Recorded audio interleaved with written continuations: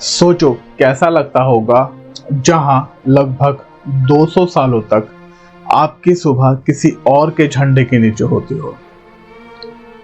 जमीन आपकी, लोग आपके, हवा आपकी, लेकिन शासन किसी और का। एक डर सा रहना सब कुछ खो देने का, एक कसक आजादी की, और बहुत सारी नाउम्मीदों के साथ भारत एक गुलाम देश था जहां आजादी सिर्फ एक सपना लगती थी और आजादी पाना एक सिर्फ उम्मीद लगती थी। लेकिन फिर आती है एक सुबह जहां हमारे शूरवीर अंग्रेजों के खिलाफ खड़े होते हैं, और ये वक्त था 1857 की क्रांति का। मेरठ से शुरू हुई ये क्रांति भारत में फैल जाती है। रानी लक्ष्मीबाई की तलवार की गूंज अंग्रेजों के कानों तक पहुंचती है। मंगल पांडे का बलिदान और बहादुर शाह जफर का संकल्प। ब्रिटिश सोच रहे थे कि ये एक छोटा सा विरोध है, लेकिन ये आजादी का बिगुल था। इस आंदोलन ने एक बात तो साफ कर दी थी कि अब भारत के लोग चुप नहीं बैठेंगे।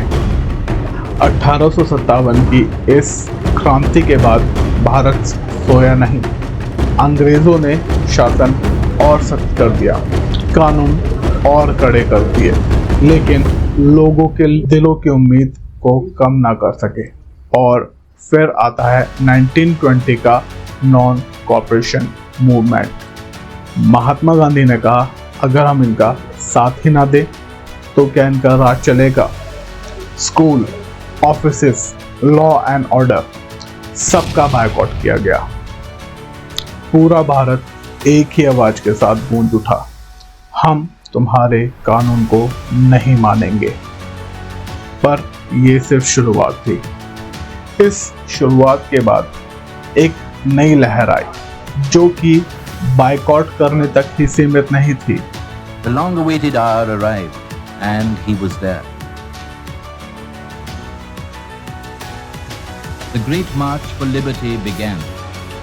Gandhi started on his 241-mile-long trek from the ashram to Dandi, a village on the sea-coast, along with his chosen band of 78 ashram inmates, symbols of the national determination with a strong resolve and undaunted look.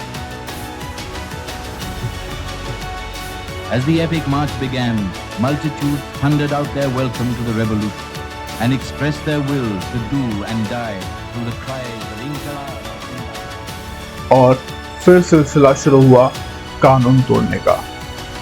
1930 के civil disobedience movement के साथ ये सिर्फ नमक नहीं था, ये चुनौती थी हुकूमत को ये दिखाने की कि अब हम आपका कानून नहीं मानेंगे और इसे हर हाल में तोड़ के रहेंगे। और अंग्रेज़ों को भी ये बात समझ में आ चुकी थी कि अब हम लोग भारत को ज़्यादा दिन तक गुलामी की जंजीरों में नहीं जकड़ सकते हैं। पर आज़ादी अभी दूर थी। और फिर आई एक गरजती हुई आवाज़ अंग्रेज़ों के कानों में, करो या मरो।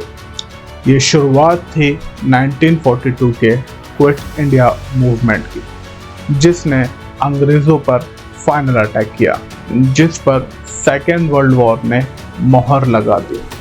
अंग्रेज़ पूरी तरीके से हार चुके थे, थक चुके थे, पैसा नहीं था। अब अंग्रेज़ों को समझ आ चुका था कि भारत को आज़ादी देना ही एक अंतिम उपाय है।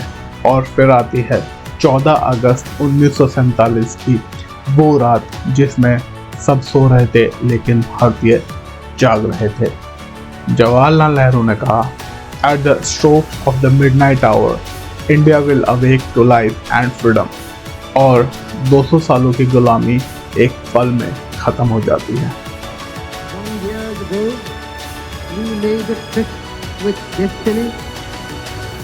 And now the time comes when we shall redeem our pledge, not wholly or in full measure, but very substantially.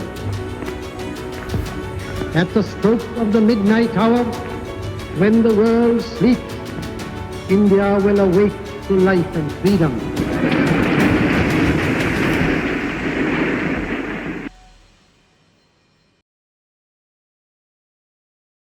और आज जब हम उठते हैं तो किसी और के झंडे के नीचे नहीं, क्योंकि अब हम आज़ाद हैं।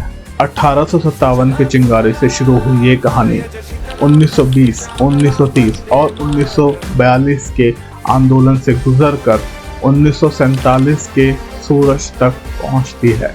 ये सिर्फ तारीखें नहीं, ये दास्तान है बलिदानों की, संघर्ष की, एकता के प्रमाण की और हर एक भारतीय की आज़ादी की। जय हिंद।